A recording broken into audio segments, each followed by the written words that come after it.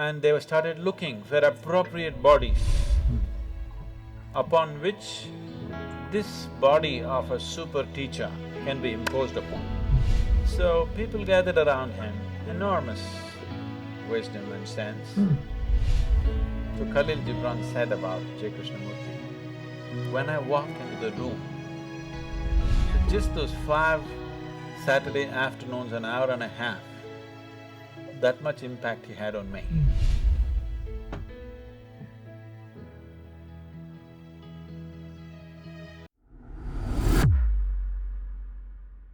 Namaste, world raisers. Sabine and Roger here. Let's watch Sadhguru on Jiddu Krishnamurti and his life. A request by Brichesh Kanchan. Awesome, this is going to be great. We've gotten quite a few requests for Krishnamurti, and we're going to start diving into him, but let's find out what Sadhguru has to say first. Jiddu Krishnamurti was born in a village called Madanapalli. I've been to his house where he was born and where he lived. Oh. A century-old house, a cute little house, nice place. It's kept like a monument for him today. At one time in early 20th century and late 19th century, Theosophy spread across the world in a big way. This was started by Madame Blavatsky, who had a great interest in occult and mysticism, and she spent late 19th century and early 20th century saw a lot of British and other European seekers of mysticism traveling to India and exploring and writing lots of books, many of them, you know. Max Muller, Paul Brunton and many others. Blavatsky was even before them. These are all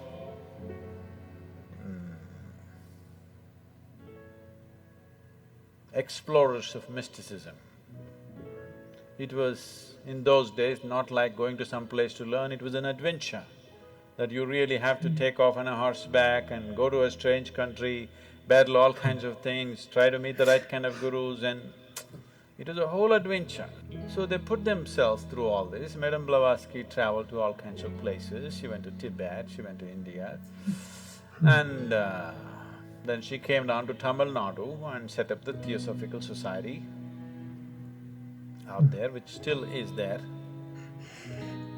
Wow. And then their dream became to produce a perfect being project. Then they unearthed this information. I don't know to what extent they went, but actually, in the yogic lore, in the tradition, there was a yogi by the name Sunira. Sunira saw that human consciousness could be evolved if you produce a perfect human being who could render this to all sorts of people. In a way, he comes from the tradition of Shiva. Somewhere it's his dream to build another being like that. He wants to build a living Shiva once again, a perfect teacher for the world, who is completely multidimensional, not this kind of teaching or that kind of teaching.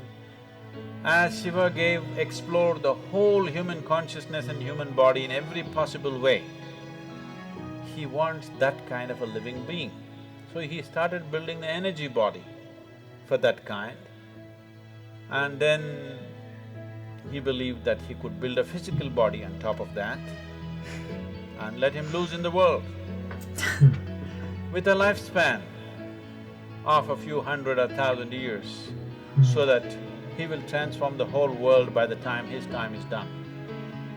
So he started working on this project. And of course he died unfulfilled. Many ambitious yogis picked up the same project that Sunira had left and tried to reconstruct this energy body of a perfect teacher who can transform human consciousness. So, Madame Blavatsky, Leadbeater and Annie Besant, who came together to power this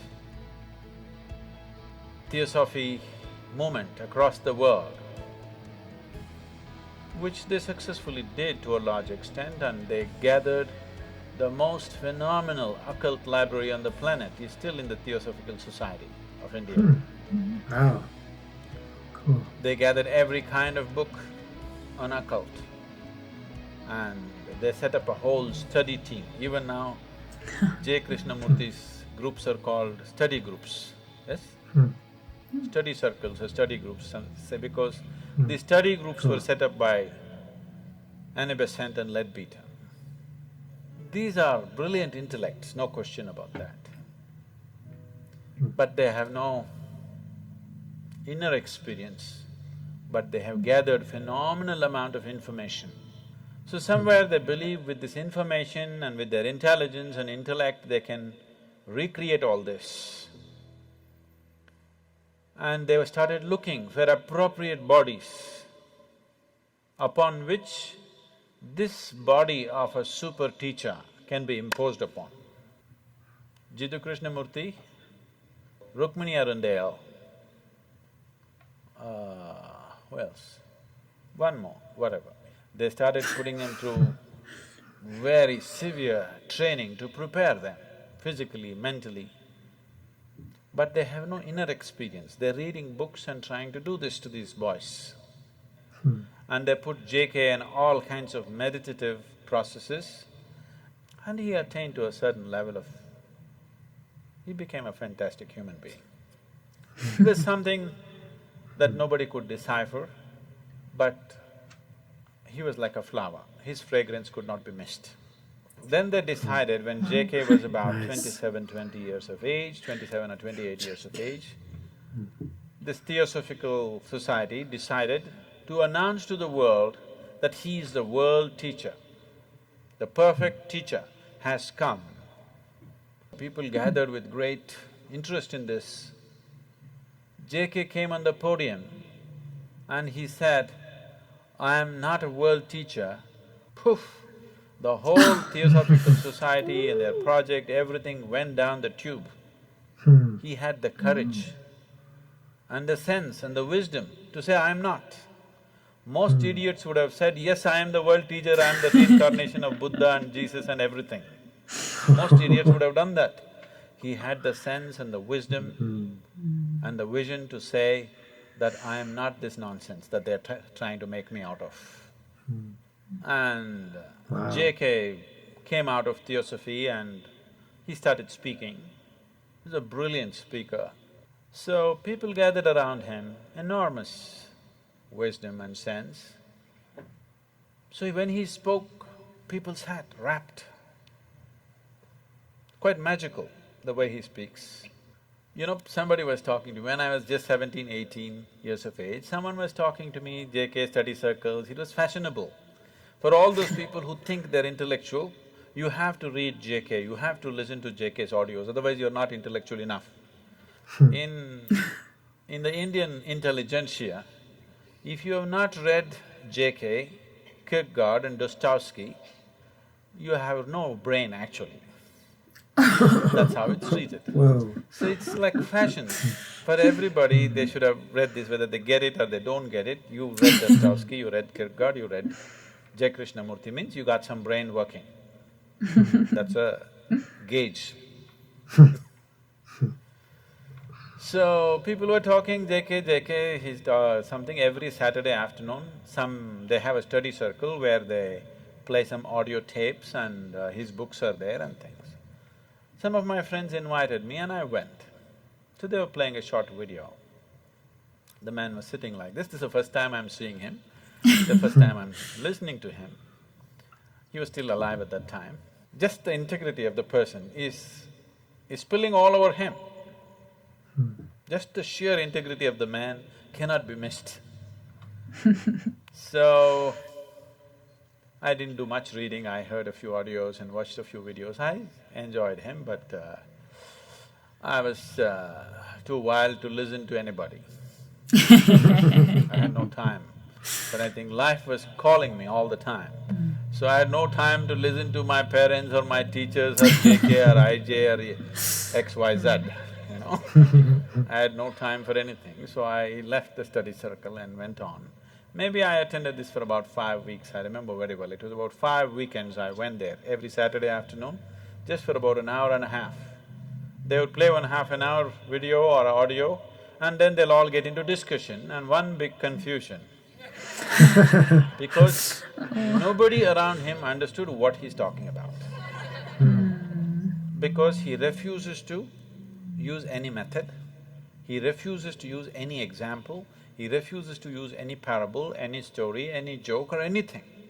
This is just intellectual dissection.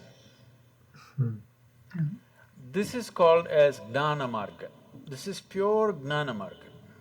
Gnana means the way of the intellect.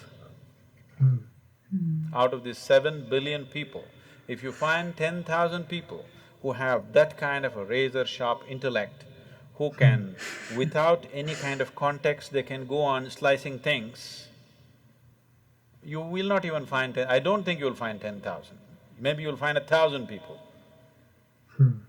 And those 1,000 people may not be interested in the spiritual process. They may be trying to slice through the stock market, they may be trying to slice through something else. Totally. So, around JK, everybody could feel the man is special, but nobody could get what he was talking about. Because he refused to play the role of a guru, he refused to initiate anybody into anything, he refused to give any kind of method, any kind of process. He said it anyway happen. It is true. Anyway it will happen. But maybe after 1,000,000 lifetimes. So if you're in a hurry, either you must have that kind of an intellect, which is rare, or you must be willing to use the other faculties that you have of body, energy, emotion, all these things. He went driving on one wheel of his car. He is good at it, but nobody else could get to do it. Fantastic human being. When he was there was a fragrance, when he's gone, only books, because there's no living process. So Khalil Gibran said about J. Krishnamurti, when I walked into the room, JK was sitting and Khalil Gibran went to meet him. He said, when I walked into the room, I walked into a wall of love. It just hit me in the face. See, you would never associate JK with love. He's not a loving man. That's not how he looks. He's like this. He definitely doesn't look loving, but he's very loving. His energies are absolutely compassionate, but his words are like knife. So, people felt something, but they couldn't figure what it is. They couldn't get a hold on it because he wouldn't give a hold. He said, if you hold it, you may get stuck with this, so don't hold. If there were millions of razor-sharp minds in the world, that would have been a fabulous way to do things. But in today's world, in the existing way the humanity is, the way people's intellects are entangled in 1,000,000 things, that method is just not going to get anybody anywhere. It's a beautiful process, but there must be people who can digest it, isn't it? So, J. Krishnamurti was like a flower. His fragrance was felt when he was alive. And that's all. His words are good. If you want to kind of use it as an intellectual exercise to drop a few things, they could be useful, brilliant. His intellectual brilliance just comes out every moment of his life.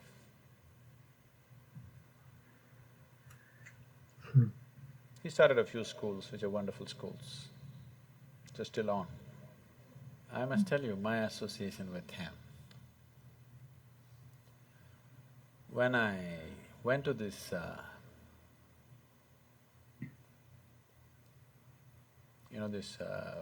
weekends for five Saturdays, Saturday afternoons, an hour and a half, that's my exposure to him.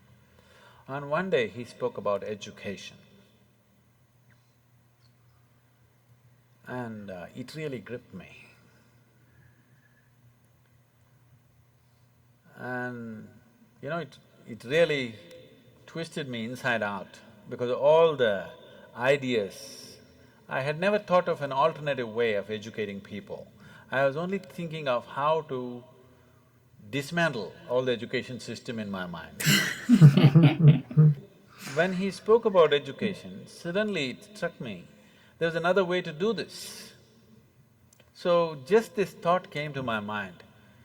I was just maybe 17, 18, and I was living wild and I have dreams of running away somewhere.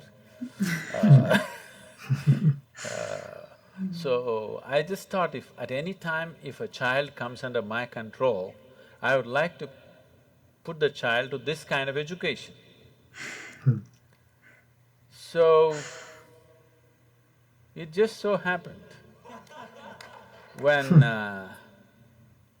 my daughter had to go to school, when she got admission in some of the best schools in Ooty, but then it just flashed me in my mind that, okay, there's a JK school, why don't I send her there? And she went to that school and she spent 8 years studying there. So just those 5 Saturday afternoons, an hour and a half, that much impact he had on me, that I handed over my daughter to his care in one way or the other.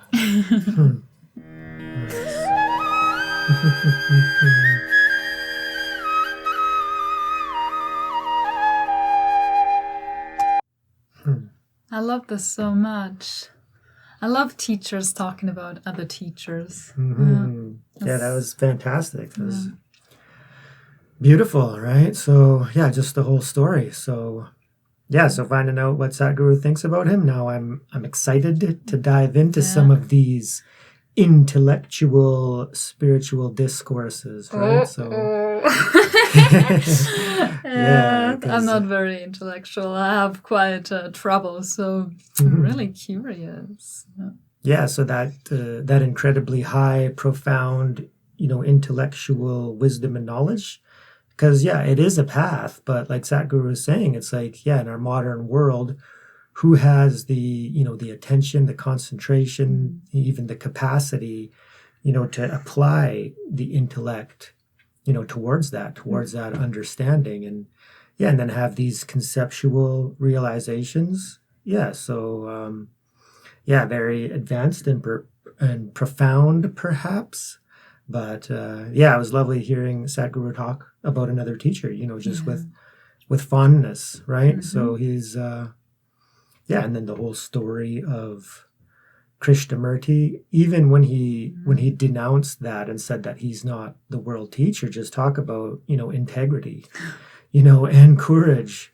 That he was saying that, yeah, most idiots would have just said, oh yeah, I am, but yeah, to recognize that a conceptual realization. So even though Krishnamurti had this profound intellect to be able to comprehend, but maybe he didn't have the inner, realizations. So then, of course, he had to be honest and true to himself. Yeah, and then the theosophy, went down. But even in the sense that I was contemplating this too, because I did hear about, some stories about Krishnamurti being the world teacher, just when I research stuff, he comes across, and then I read about it a little bit. But, for me, when I was hearing about that, it's like, yeah, how can there be just one world teacher? Like anybody who's attaining some realizations, from whatever path, bhakti or jhana, or, through meditation, a karma yoga, and then whatever Sadhguru's teachings. It's like there's so many paths and so many ways and so many traditions, and we all have our own journey. And then once these beings have these realizations, it's like there's got to be many, world teachers, right? Yeah, I don't quite understand the concept. I don't know what that means. Yeah, well, what would that mean, a world teacher? I don't. Yeah, well, they were just propping him up as, one teacher for everybody that could teach spirituality, to anybody from any background, any religion. Wow, that. That almost sounds impossible, like literally. Yeah, and then maybe that's why, that it just wasn't meant to be, because it's still limiting in a way where all of a sudden you're saying, if he would have gone for that, just think of the controversy, right? Yeah. It's like the religious people would be like, no way. We've had like Jesus and Buddha that, taught this truth as well. And then there's this path, and then so there might have been conflict. But anyway, so yeah, for me, I consider Sadhguru, a world teacher. He's teaching to the world right now and having a great impact, and available on a global world scale. So it seems like now is the time for, world teachings and world teachers, to emerge because of even the platform, of the internet, right? So teaching to the world, right? So maybe it was like a foreshadowing of what is to come. So yeah, to be open to all sorts of spiritual teachers, teachings and traditions and paths. And open ourselves to that. Yeah, I really enjoyed that. It was beautiful. Yeah, very nice. And also when teachers talk about other teachers, it's like, more inclusive, because there is no conflict, because we students, we like to fight. Like, my teacher is better than your teacher. Mm-hmm. This teacher is fake. This is wrong. Or this person is wrong or something. But they just lay it out. It's like the fondness, you can really, hear him speak like that. And then other teachers talk about other teachers, and they're not in conflict. The only people that are in conflict are us, because we is like, this is my teacher, your teacher is wrong. Yeah, totally. So that being said, I'm looking forward to learning from Jiddu Krishnamurti some more. So we'll dive into some of his videos coming up. So stay tuned for that. So if you like this video as much as we did, please hit that like button. Remember to subscribe. It really, really helps the channel. And let us know what you think down in the comments. And remember, raise yourself and raise the world. Thank you so much, everyone. And a very special thank you to all our members. We love you. Peace.